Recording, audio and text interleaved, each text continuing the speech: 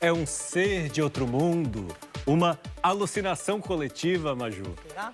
Quem viveu os anos 90 viveu também o chamado fenômeno ET de Varginha. Me tirou muito sono esse bicho aí, Maju.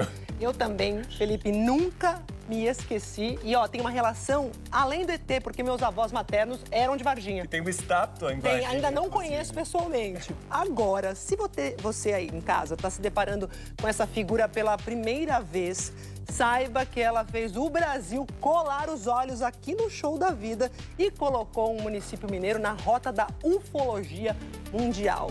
Um documentário investiga esse mistério que completa 30 anos. Foi essa criatura, desenhada por meio de um retrato falado, que roubou todas as atenções do Brasil nos anos de 1990. Eles falam que parece um ET. Acho que é coisa satânica. Ah, esse aí tá parecendo mais que o capetinha. Quando esse assunto foi veiculado no Fantástico, né, foi uma bomba, né? E todo mundo queria ver uma luz, uma nave. E na mesma semana, a gente foi para Varginha. Essa cara assustou muita gente. Virou um assunto popular no Brasil. As pessoas comentavam, né? Pô, você viu o negócio do ET que apareceu lá? Ah, é verdade, não é verdade? A história começou quando Kátia Xavier e as irmãs Valquíria e Liliane Silva anunciaram que tinham visto uma estranha criatura neste lote vazio no Jardim Andere, um bairro perto do centro de Varginha. Devia ter mais ou menos meio metro grande.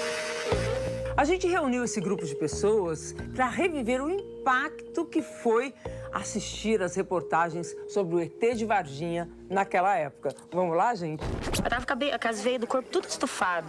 O corpo dele também. Qual o sentimento quando vocês revêem essas reportagens? Medo. Você grávida, ficava com medo? apavorada. Eu tinha que, às vezes, ir ao quintal, porque lá onde eu moro, no Maranhão, o banheiro era do lado de fora. Quanto mais cedo eu tomava banho para evitar, porque eu achava que eu ia ser abduzida. Eu sei que no Ceará, na época, né, os pais tinham medo de mandar as crianças sair, com medo de serem roubadas, levadas. Eles afirmam que várias pessoas da região viram objetos estranhos no céu dias antes do episódio das meninas. Chegaram, cadê? Onde está? Vou procurar também. Eu fui procurar, fiquei muito tempo olhando para as estrelas, ver se encontrava alguma coisa. Eu lembro que tinha uma histeria coletiva no país, assim. Isso é considerado talvez o segundo caso mais importante da ufologia do mundo.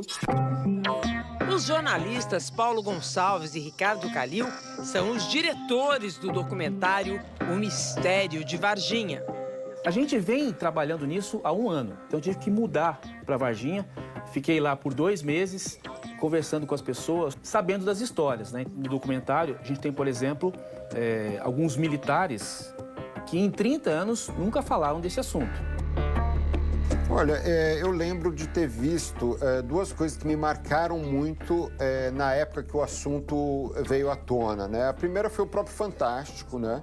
Aquela reportagem, a primeira reportagem que eu vi as 3 meninas e que apresentava o desenho do ET. Mas também foi muito marcante para mim na época o Cacete Planeta sobre o ET de Varginha. É impressionante, minha gente. O ET é realmente a figura mais popular aqui de Varginha.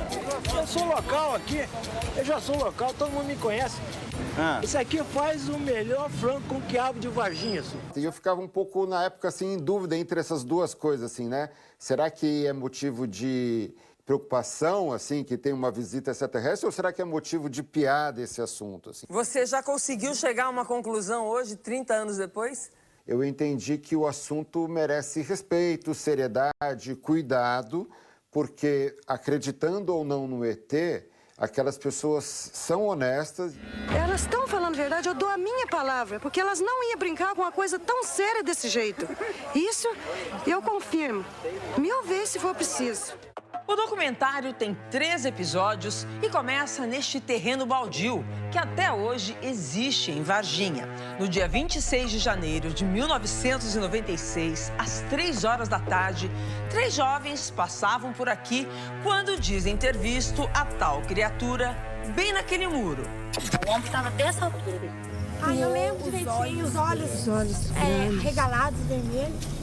Super vermelho. Se tivesse nariz e boca, era só furinho e rasguinho.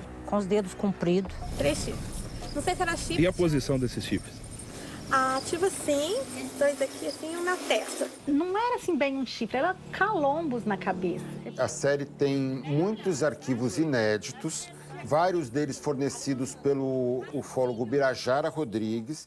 E eu gosto de destacar o primeiro depoimento em vídeo das 3 meninas. Esse depoimento foi colhido pelo Birajara apenas 3 dias depois da suposta aparição. A Valquíria tinha 14 anos, a Liliane, que é a irmã dela, tinha 16 e a Kátia, amiga delas, tinha 23 anos, assim. E esse depoimento, que ninguém viu até hoje, tem muito frescor. Porque passou um negócio no corpo que brilhava. Um óleo, parece que passou um óleo no corpo, brilhava. Todas falam a mesma coisa, todas falam com muita honestidade, muita emoção.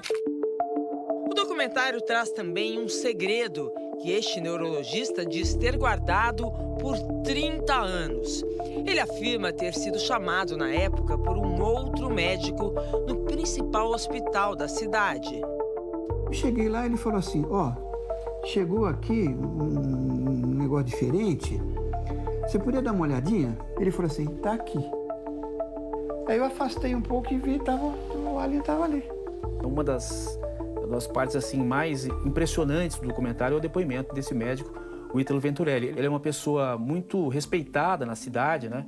O crânio tinha forma de gota, uma gota, né? Branquinho, boca pequena, olho lilás, também em forma de gota, né? A gente fica pensando, uma pessoa reconhecida na cidade, por que ele iria mentir?